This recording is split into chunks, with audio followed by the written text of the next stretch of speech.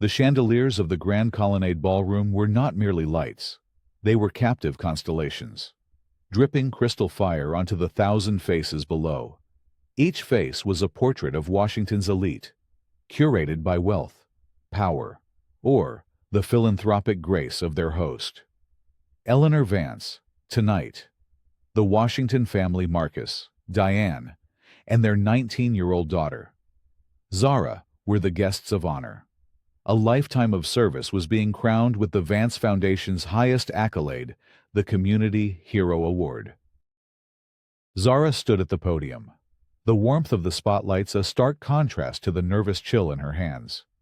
She looked out at the sea of tuxedos and silk gowns, her eyes finding her father in the front row. Marcus Washington, decorated police officer, community legend, her hero. He looked uncomfortable in his rented tuxedo, a man more at home in a worn blue uniform than a starched shirt. But his smile was pure, unadulterated pride. For 20 years, Zara began, her voice clear and steady in the cavernous room. My father has defined his life not by the accolades he's received, but by the community he's served. He believes that a uniform isn't a shield to hide behind, but a bridge to connect. He taught me that justice isn't an abstract concept debated in courtrooms. It's the little girl who gets to walk home from school safely. It's the teenager who gets a second chance instead of a record. It's the family that feels seen and protected. She saw her mother, Diane, squeeze her father's hand, her eyes glistening. Zara's own heart swelled. She was a pre-law student at Georgetown, driven by the noble, straightforward vision of justice her father had instilled in her. The world, to her, was a complex place, but the path of right and wrong was a clear, bright line he had taught her to walk. He is the bedrock of our family and the conscience of our neighborhood, Zara concluded, raising her glass. To my father, Marcus Washington, my hero. The ballroom erupted in applause. It was a perfect moment, a tableau of earned respect and familial love. As Marcus stood to accept the award, a slender figure in an emerald green gown glided onto the stage. It was Eleanor Vance. Her smile was a work of art, warm, radiant, and utterly disarming. She was a titan of industry and philanthropy, a woman whose name was synonymous with civic virtue. She had championed the Washingtons for years, personally selecting Marcus for this honor. Thank you, Zara, for those beautiful words, Eleanor said, her voice like honeyed velvet, amplified by the microphone she took from the stand. She placed a gentle, almost motherly hand on Zara's arm. Your father is indeed a remarkable man, which is why tonight, the Vance Foundation has one more surprise to ensure his legacy is fully understood. A polite curiosity rippled through the audience. Eleanor gestured to the massive screens flanking the stage, which had moments before been displaying a slideshow of Marcus coaching Little League and speaking at community centers. Now, they flickered to life with something else entirely. Bank statements, offshore account numbers, encrypted emails. For the past 6 months, Eleanor continued, her tone shifting from celebratory to one of grave sorrow. Our foundation has been conducting a quiet, internal audit. We discovered a significant discrepancy, millions of dollars diverted from our children's literacy fund. It is with the heaviest of hearts that we must share our findings. On the screens, highlighted in damning red, was a name, Marcus Washington.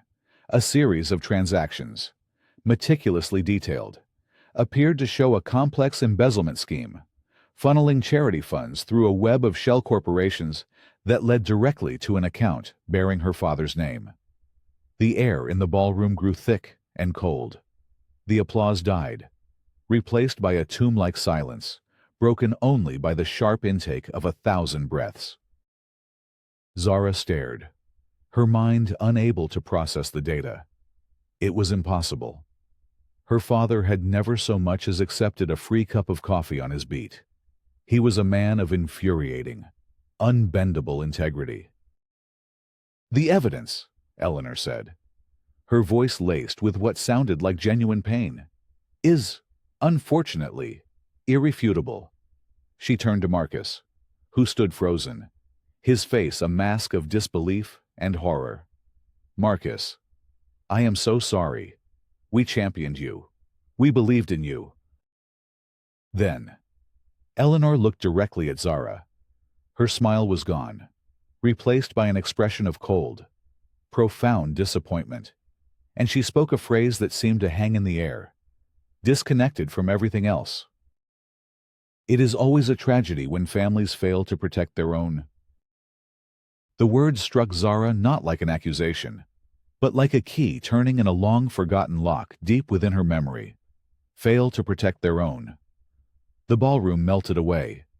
The scent of expensive perfume was replaced by the acrid smell of smoke. The polite silence was shattered by the shriek of twisting metal and a woman's scream. A flash of memory, vivid and terrifying, a small, soot-covered teddy bear lying in a puddle near a firefighter's boot. A child's toy. She was 6 years old again, clinging to her father's leg, his police uniform smelling of ash and despair. The Blackwood warehouse fire, a forgotten city tragedy. The memory vanished as quickly as it came, leaving an icy calm in its wake, while her mother began to sob and her father stammered denials. Zara's shock solidified into something else.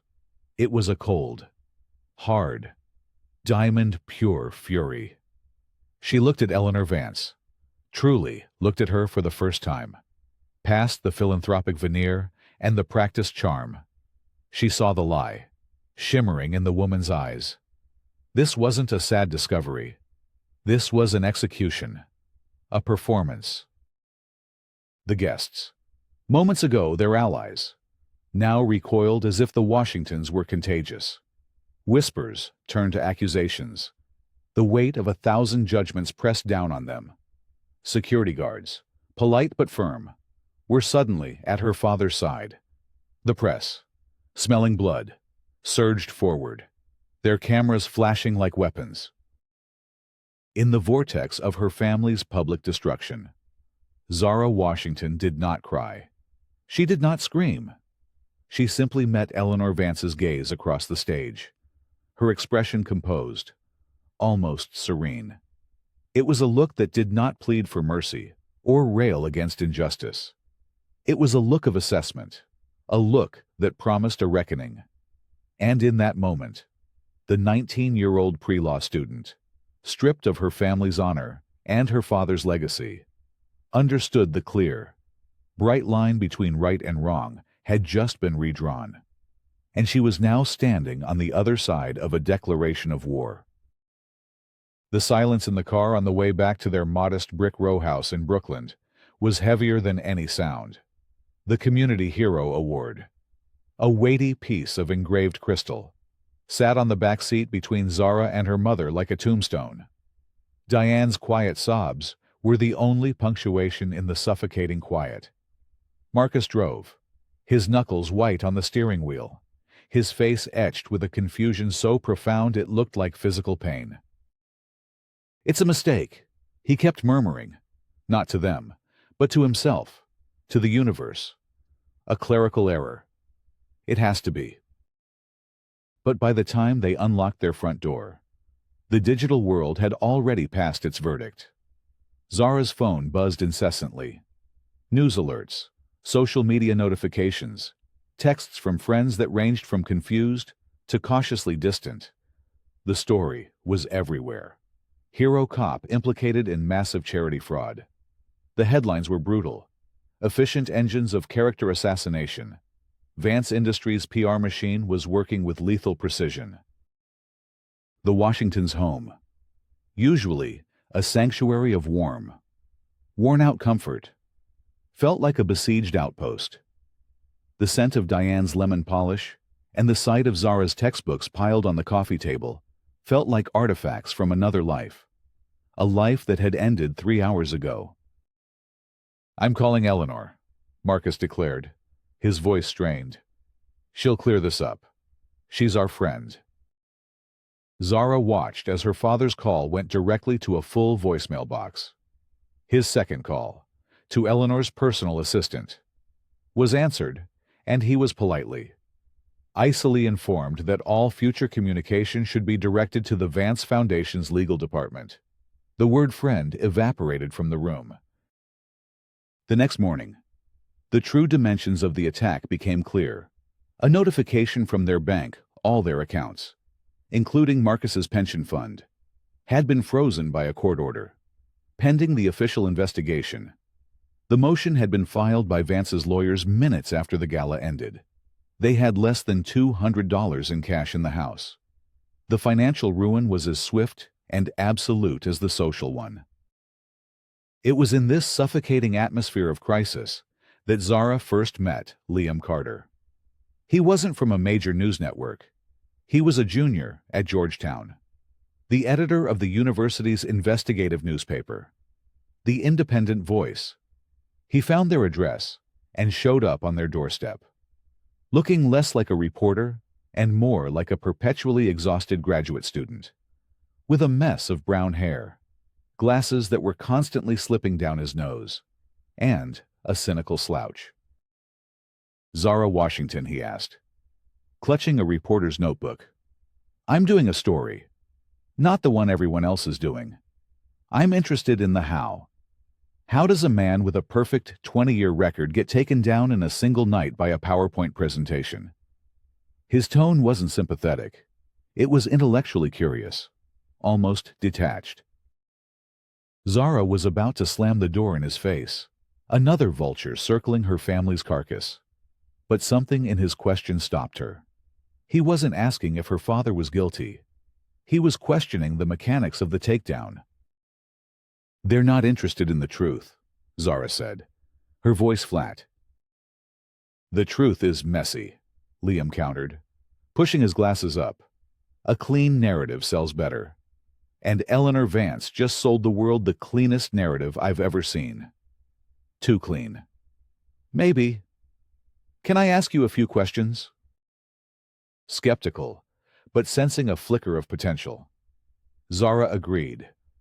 For an hour, he sat in their living room, asking sharp, incisive questions not about the evidence itself, but about the Washingtons' relationship with Eleanor. When had they met?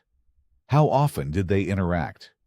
Had anything seemed strange in the weeks leading up to the gala? His skepticism was a whetstone, forcing Zara to sharpen her own thoughts. As he was leaving, he handed her a card. "If you find anything that doesn't fit the official story, anything at all, call me. I don't have much of a platform, but I don't have a corporate overlord to answer to, either." That night, alone in her room, Zara received an email from an encrypted, anonymous address. The message was short, just 3 sentences. "She is not who you think she is. The books were cooked by a ghost. Look for Project Nightingale." The words sent a chill down her spine. A ghost. Project Nightingale. It was a breadcrumb, a tiny crack in the perfect narrative. It was the first sign that she wasn't just imagining the malice behind Eleanor's sorrowful performance. Someone on the inside knew, and they were terrified. This was the moment the despair that had been threatening to engulf her began to recede, replaced by a cold, clear sense of purpose. Her father was lost in a fog of disbelief. Her mother was paralyzed by grief. The system was already closing in. It was up to her. The inciting incident came 2 days later. 2 detectives, their faces grim and impassive, arrived at their door with a warrant. They formally arrested Marcus Washington. The clink of the handcuffs was a sound of finality, the physical manifestation of their new reality. The family's court-appointed lawyer, a harried, overworked public defender named Arthur Bell, met them at the precinct. He laid out the situation in his cramped, cluttered office. The air thick with the smell of stale coffee and lost causes. "The evidence is airtight," Bell said, his voice heavy with resignation as he gestured to a thick file provided by the prosecution. "Digital trails, financial forensics, signed documents. They have a mountain. And we have a molehill. They're offering a plea deal. If Marcus cooperates, they'll recommend 15 years instead of the 30 to life he's facing at trial." Marcus, looking old and defeated in a wrinkled shirt, stared at the file as if it were written in a foreign language. "But I didn't do it." "I believe you," Bell said, and it sounded like he almost meant it. "But what I believe doesn't matter. What a jury will believe. Looking at this evidence, that's a different story. 15 years is a long time, but it's not forever. Life is—" Diane began to cry again, a low, defeated sound. Marcus looked at Zara, his eyes pleading for an answer, for a way out that didn't exist. He was considering it. The fight was draining out of him. Zara picked up the top page of the evidence summary. Her eyes scanned the details, the dates, the times. It was a fortress of data, impenetrable. But then she saw it. A single, tiny detail that felt wrong. A server login time for an internal transfer was stamped at 2:17 a.m. An odd time for her father, a man who was in bed by 10 every night. It was small, insignificant, probably explainable. But it was a thread. She looked up from the page, her gaze meeting the lawyer's tired eyes. "No," she said, her voice quiet but unyielding. "No deal." Arthur Bell sighed. "Miss Washington, you're a pre-law student. You know what this looks like. Don't let pride sentence your father to die in prison." "It's not pride," Zara replied, her focus absolute. "It's that server log. It's wrong. And if they got one detail wrong, they could have gotten others wrong." She turned to her father. "Dad, we don't take the deal. We don't surrender. We fight." In her voice, Marcus heard not the plea of a scared daughter, but the command of a general. He saw the fire that had been extinguished in him rekindled in her eyes. He straightened his shoulders and gave the lawyer his answer. "We fight." Arthur Bell shook his head, gathering his papers. He had seen this kind of family denial before. It never ended well. But for Zara, this was not denial. This was the first move in a war she now knew she would have to wage herself. Zara's initial foray into the battle was a lesson in the architecture of power.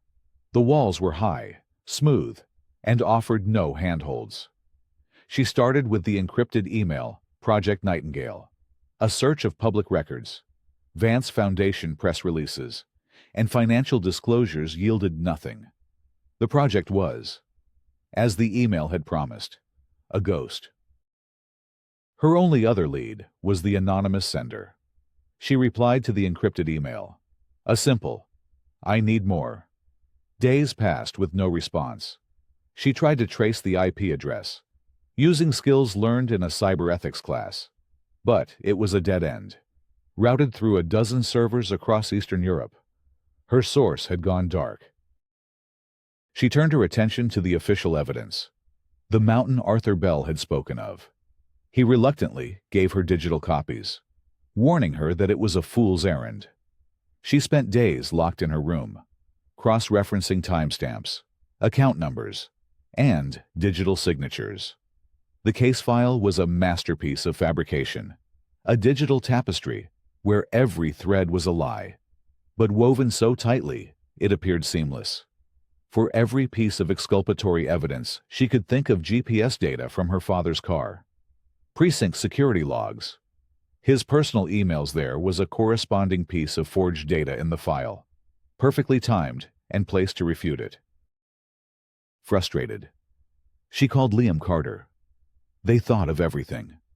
She told him, her voice tight with anger.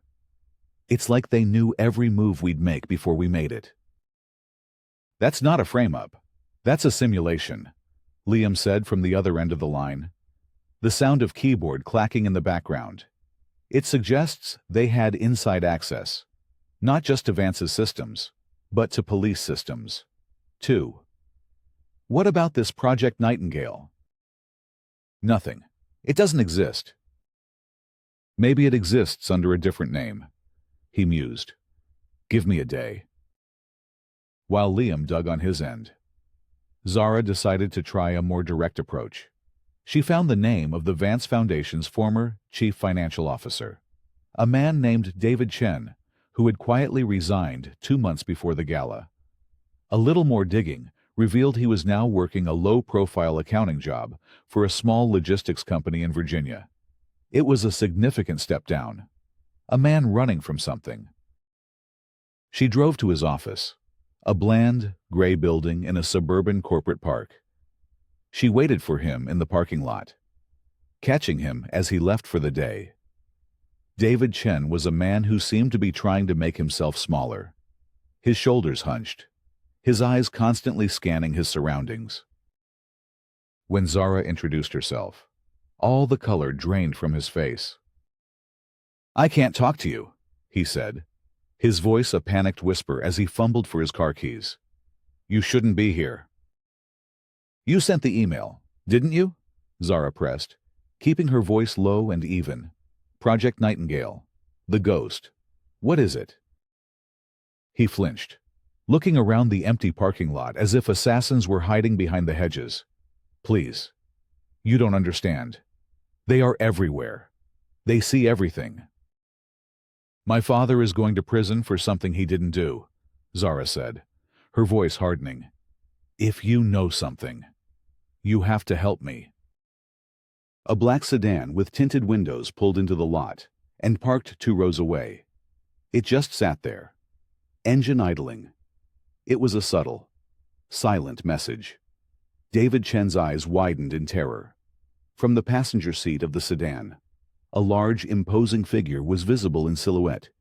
He didn't get out. He didn't have to. "I have a family," David whispered, his hands trembling. He finally got his car door open. "Forget my name. Forget you ever saw me. You're fighting a god. You can't win." He scrambled into his car and sped away, leaving Zara standing alone in the shadow of the silent, watching vehicle. The intimidation was clear, but it also confirmed something vital. David Chen was her source, and he was terrified of a specific man. She memorized the license plate of the sedan. The first obstacle had been a wall, but now she had found a crack in it. She returned to her car, her resolve hardening. They had silenced her source, but in doing so, they had shown their hand. They were afraid. That evening, Liam called. His voice was different, stripped of its usual cynical detachment, replaced by a low hum of excitement. "I found it," he said. Project Nightingale was the internal code name. The public name was the Blackwood Urban Renewal Initiative. It was a huge development project Vance Industries was planning about 13 years ago. They were going to buy up a whole block of derelict warehouses in the Blackwood district and turn it into luxury condos. "What happened to it?" Zara asked, a strange sense of dread creeping over her. "It was canceled, abruptly. The reason cited in the corporate filings was unforeseen site complications. But I dug into the city archives. There was a fire at one of the warehouses right before the project was scrapped. A big one. Multiple fatalities." Zara's blood ran cold. The memory from the gala, the smell of smoke, the child's toy surfaced with chilling clarity. "Liam," she said, her voice barely a whisper, "what was the date of the fire?" He told her. It was a date she knew, a date that had been buried in her subconscious for 13 years. It was the day she had seen her father come home, his uniform covered in soot, his face a mask of grief she had been too young to understand. "There's something else," Liam said, his voice dropping. One of the victims of that fire was an 8-year-old boy. His name was Ethan Vance. The world tilted on its axis. Ethan Vance, Eleanor's son. Zara hung up the phone, her hands shaking. She walked to the hall closet and pulled out an old, dusty box labeled Dad's Mementos. Inside, beneath service medals and old photographs, was a small, leather-bound notebook. It was her father's personal log from his rookie years, a place where he jotted down notes too raw for official reports. She flipped through the pages until she found the entry for the night of the fire. His handwriting was shaky. Blackwood Warehouse. Bad wiring. Knew it was a tinderbox. Management was warned. Called it in months ago. But report got buried. Miller said to stick to the facts on scene. Leave the corporate stuff out of the official. Said a rookie shouldn't make waves. But those people. That little boy. His mother's screams. How do you leave that out? Miller. Sergeant Frank Miller. Her father's first supervising officer. A quick search of Frank Miller brought up his current employment. He had retired from the force 5 years ago with a full pension. He was now the executive vice president of global security for Vance Industries. He was Eleanor Vance's right hand. He was the man in the black sedan. The pieces clicked into place with the force of a physical blow. This wasn't about money. It was never about money. This was about the Blackwood fire. This was about revenge. Eleanor Vance wasn't just framing an innocent man. She was meticulously crafting a punishment for the man she blamed for denying her justice for her son's death. She believed Marcus had covered up the corporate negligence that led to the fire. Her long, elaborate revenge plot was designed to make him feel the same loss she had. To have his name, his family, and his legacy burned to the ground, just as hers had been. The fight was no longer about clearing her father's name from a financial crime. It was about unearthing a 13-year-old tragedy, a story of corporate greed, a police cover-up, and a mother's grief that had curdled into a monstrous, patient vengeance. Zara now knew her enemy's heart, and it was a gaping wound. The revelation armed Zara with a terrible clarity, but it also plunged her into a far more dangerous battle. Proving a financial frame-up was a matter of data and forensics. Proving a 13-year-old cover-up was a matter of exhuming ghosts. We need the original, full incident report for the Blackwood fire, Zara told Liam over a hushed phone call. Not the redacted public version. The one my dad's notes refer to. The one Miller suppressed.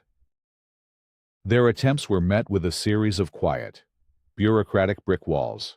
Their request through the Freedom of Information Act was denied, citing an obscure clause related to ongoing internal affairs reviews, even though the case was 13 years old.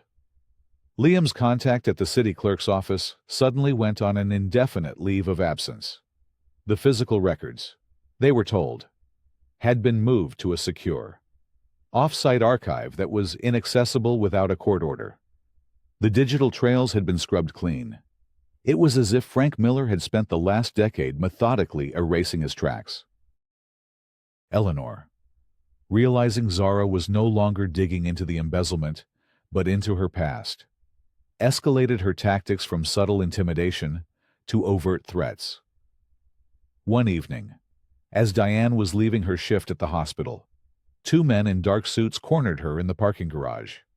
They didn't touch her. They simply stood in her way. One of them polishing a small silver locket, the same kind of locket Eleanor Vance was often photographed wearing.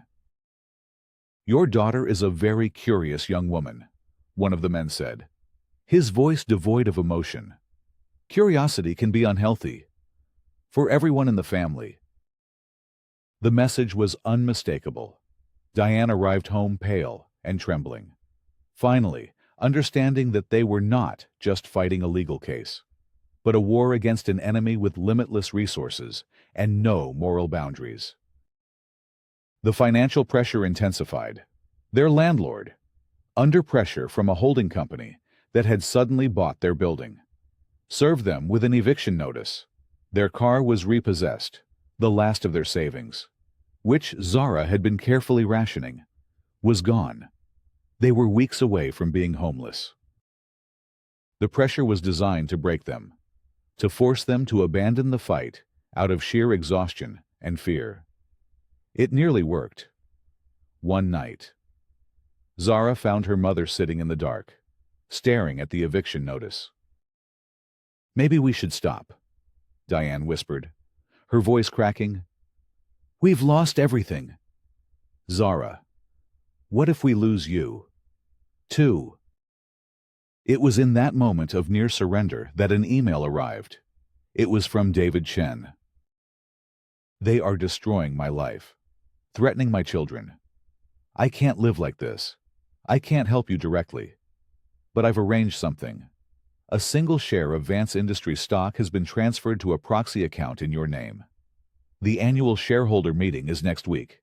It's a public forum, live-streamed globally. It's the one place she can't control the narrative. It's your only shot. After this, you will never hear from me again." Attached was a single, password-protected file. The password was Ethan. Zara's hands shook as she typed it in. The file opened. It wasn't the full police report, but it was something just as powerful: Frank Miller's internal personnel file from his time as a police sergeant. It was filled with redacted complaints, buried investigations, and a pattern of witness intimidation and evidence tampering going back years. But the most damning item was a scanned copy of a departmental commendation Miller had received. It was for his efficient handling and swift resolution of the Blackwood warehouse incident. The commendation was signed by the city's deputy commissioner, at the time a man who, a year later, retired and took a lucrative seat on the board of directors of Vance Industries. It was the final piece, the proof of the quid pro quo. Miller buried the negligence report to protect Vance Industries, and, in return, the system rewarded him and his superiors. Her father was the loose thread in that cover-up, the rookie with a conscience who had to be silenced. And now, he was the scapegoat for a grieving mother's rage. Zara looked at the shareholder meeting announcement. Eleanor Vance was scheduled to deliver the keynote address, unveiling a multi-billion-dollar merger that would be the crowning achievement of her career, her legacy. It would be a legacy of lies. "We're not stopping, Mom," Zara said, her voice a low, steady flame in the darkness of the room. "We're going to end this. We're going to burn their whole kingdom down with the one thing they don't have: the truth." The ballroom of the St. Regis Hotel was a temple of modern capitalism. Sunlight streamed through floor-to-ceiling windows, glinting off the chrome and glass of the stage where Eleanor Vance was about to cement her legacy. Hundreds of shareholders, analysts, and journalists filled the seats, their attention fixed on the massive screen displaying the Vance Industries logo and a stock price that was climbing in anticipation of the merger announcement. The event was being live-streamed on every major financial network. It was Eleanor's coronation, broadcast to the world. Zara, dressed in a simple, dark gray suit she'd bought from a thrift store, slipped into a seat near the back. She held a single sheet of paper, her proxy pass, courtesy of David Chen. She looked impossibly young and out of place, a sparrow in a flock of eagles. Liam was seated in the press section, a small, high-definition camera discreetly placed on the table in front of him, streaming to a private server an insurance policy against the feed being cut. Eleanor Vance took the stage to thunderous applause. She was radiant, a portrait of power and grace. She spoke of innovation, of synergy, of a future built on ethical capitalism. As she spoke, the stock ticker on the screen behind her ticked steadily upward. The merger was a success. Her victory was total. And now, she concluded with a brilliant smile, I'd be happy to take a few questions from our valued shareholders. Hands shot up across the room. Her handlers selected questioners from the front rows, all friendly. Pre-vetted analysts who tossed softball questions about profit margins and growth projections. It was a carefully choreographed performance. Then, a moderator pointed to the back of the room. Yes, the young woman in the gray suit. A microphone was passed to Zara. A camera swiveled to find her. As she stood, her face appeared on the giant screens, dwarfing Eleanor. She was calm, her heart a steady, rhythmic drum. "Good morning, Mrs. Vance," Zara said, her voice clear and amplified, filling the vast room. "My name is Zara Washington. I'm a pre-law student at Georgetown, and I'm speaking today on behalf of a proxy shareholder. I have a question about corporate risk management." A flicker of annoyance, quickly suppressed, crossed Eleanor's face. The name registered, but she was on a global stage. She had no choice but to answer. "Of course. Please, go ahead." "My question concerns the vetting process for your executive team," Zara continued, her tone polite and academic. "Specifically, your Executive Vice President of Global Security, Mr. Frank Miller. Are you aware that during his time as a police sergeant, Mr. Miller was the subject of multiple internal affairs complaints for evidence tampering and witness intimidation?" A murmur went through the crowd. This was not a question about earnings per share. Eleanor's smile tightened. Vance Industries has the most rigorous vetting process in the corporate world. Mr. Miller has had a long and decorated career in both public service and private security. Next question. "With all due respect, Ms. Vance." "I'd like to follow up," Zara said, her voice unwavering. The moderator tried to move on, but Zara held her ground. "Because this isn't about the past. It's about current, ongoing risk. You see, Mr. Miller's particular brand of problem-solving seems to be a recurring pattern. A pattern that led him to suppress a crucial report 13 years ago, a report regarding gross negligence at a Vance-owned property that resulted in the Blackwood warehouse fire." The name of the fire hung in the air, on the screen behind Eleanor. The upward trajectory of the stock price faltered. It hovered, then dipped a fraction of a point. Eleanor's composure began to crack. "That is an outrageous and unsubstantiated accusation. The Blackwood incident was a tragedy, but any culpability on the part of Vance Industries was thoroughly investigated and dismissed.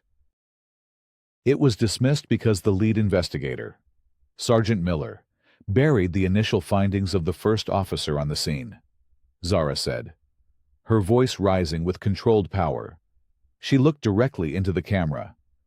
"An officer named Marcus Washington, the same officer your foundation recently and very publicly accused of embezzlement, using digital evidence that forensics have now traced back to a computer terminal registered to Mr. Miller's office." Panic began to ripple through the room. Phones came out. Whispers grew louder. The board members on stage exchanged frantic, worried glances. The stock ticker dipped again, more sharply this time.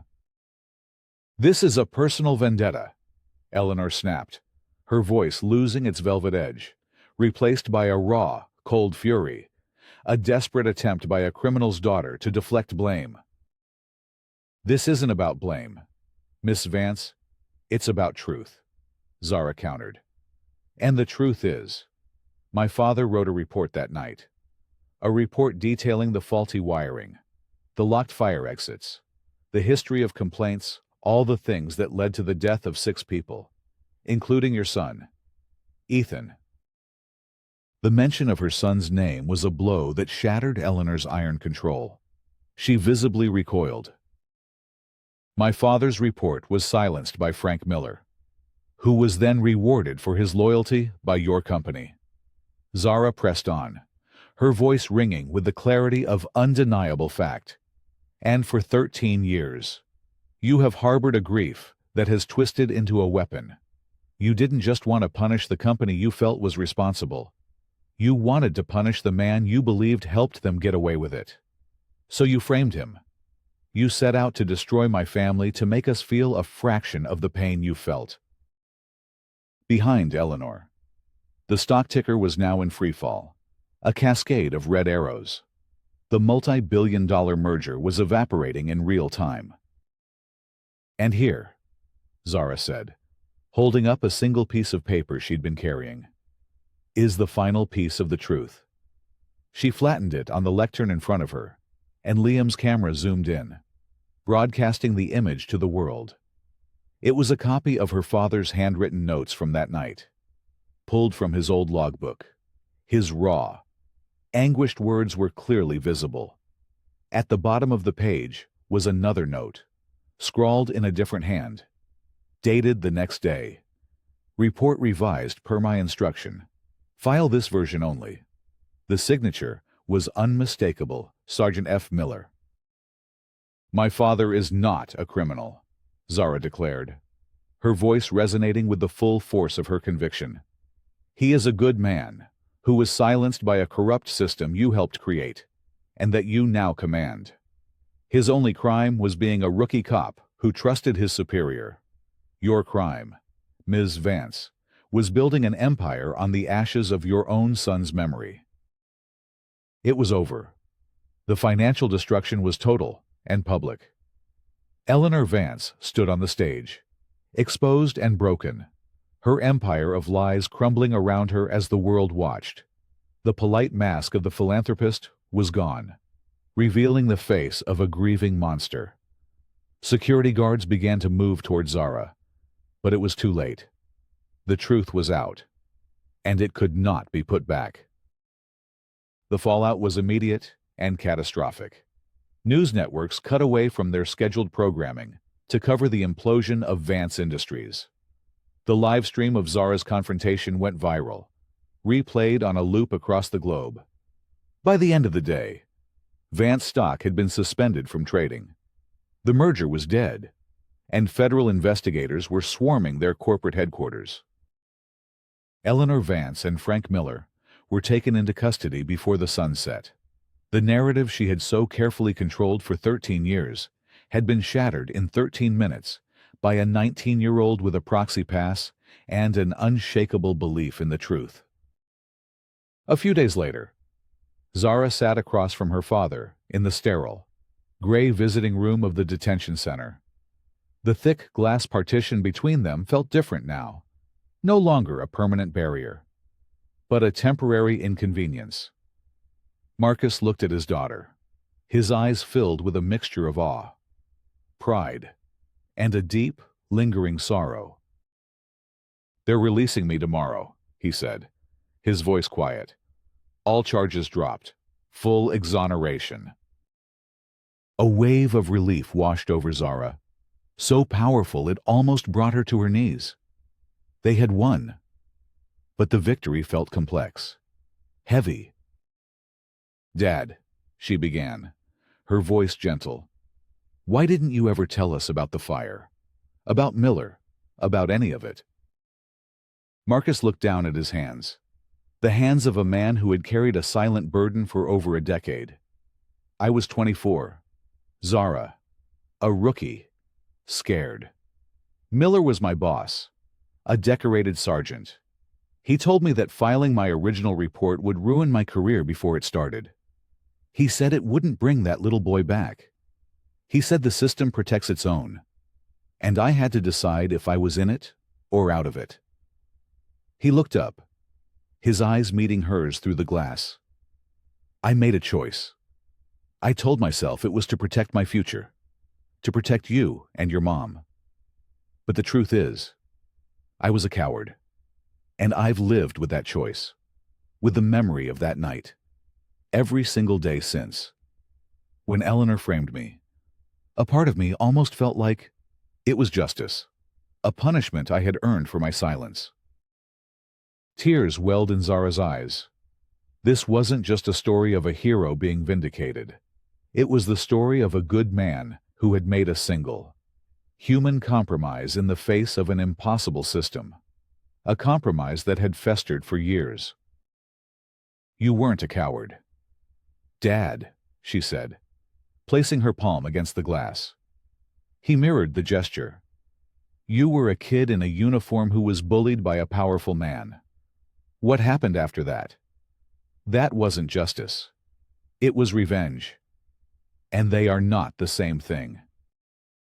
In that moment, the last of the anger Zara held toward him for his silence dissolved, replaced by a profound understanding. Her fight had not only freed him from a prison of steel and concrete, but also from the one he had built for himself out of guilt and regret. 6 months later, the site of the old Blackwood warehouse was unrecognizable. The scorched earth and derelict ruins had been cleared. In their place stood a gleaming new structure of glass and lightwood, the Phoenix Community Center. Using the substantial settlement her family received from the Vance Industries civil suit, combined with a flood of public donations, Zara had established the Phoenix Legacy Foundation.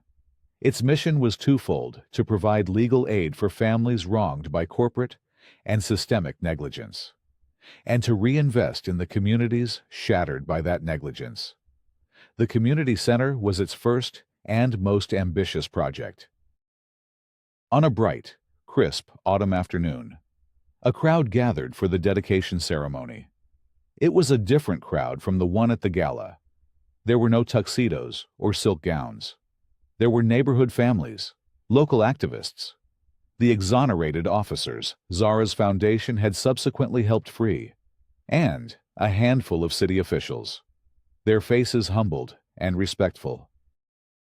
Marcus Washington, now a leading advocate for national police reform, stood beside Diane, his face free from the shadows that had haunted it for so long.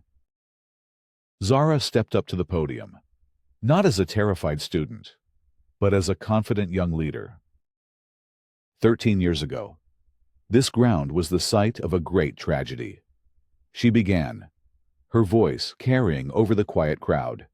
It was a place of loss, of endings, of questions that went unanswered for too long. Today, we reclaim it. We consecrate it not to the memory of what was lost, but to the promise of what can be built from the ashes. She spoke of justice, not as a final verdict, but as an ongoing process of healing and restoration.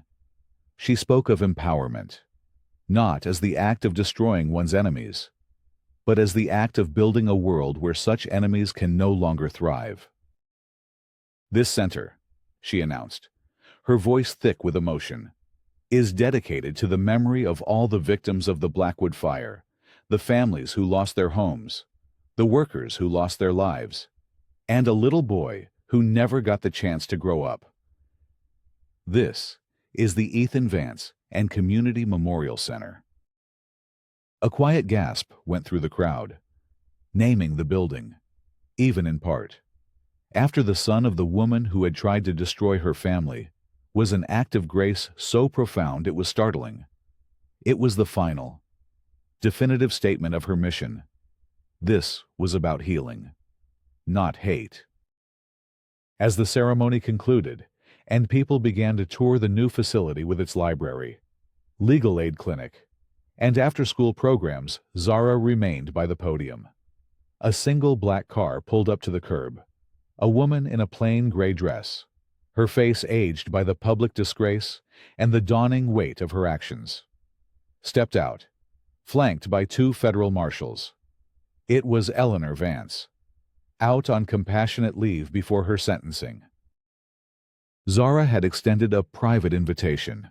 It was the final, unexpected move in their war. Eleanor approached slowly, her eyes taking in the building, the name carved into the stone above the entrance. She stopped before Zara, the space between them charged with a complex, unspoken history of pain. "Why?" Eleanor asked, her voice a raw whisper.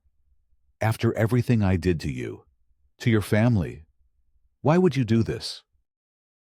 Because my father taught me that justice is about building things up, not tearing them down. Zara replied, her voice calm and steady. You were denied justice for your son, and that loss turned into a poison. I refuse to let what you did to my family become a poison in me. This is my answer.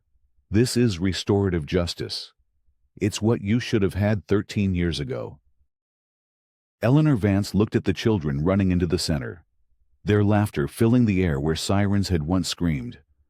For the first time, the mask of the powerful CEO, the grieving mother, and the vengeful monster fell away, and all that was left was a woman, hollowed out by a grief she finally had no choice but to face without the shield of her anger. A single tear traced a path down her cheek. It was not a tear of absolution, but perhaps of a long overdue beginning. Zara watched her go, then turned her own face toward the sun, feeling its warmth on her skin.